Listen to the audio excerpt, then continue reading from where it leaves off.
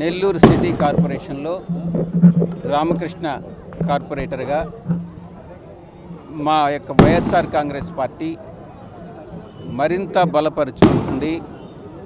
ఈ వార్డుని 2 రోజుల పాటు, ఈరోజు రేపు ఒక్కరోజు వదిలేసి మళ్ళీ ఎల్లుండి 2 రోజుల పాటు ఈ వార్డులో, ఎందుకనంటే ఈ వార్డు అత్యంత ప్రధానమైనటువంటి వార్డుగా భావించి 2 రోజుల పాటు మా యొక్క నేను పార్లమెంట్ అభ్యర్థిగా, ఖలీల్ అహ్మద్ అసెంబ్లీ అభ్యర్థిగా ఇక్కడి నుంచి రాబోయే సార్వత్రిక ఎన్నికల్లో పోటీ చేస్తున్నాము.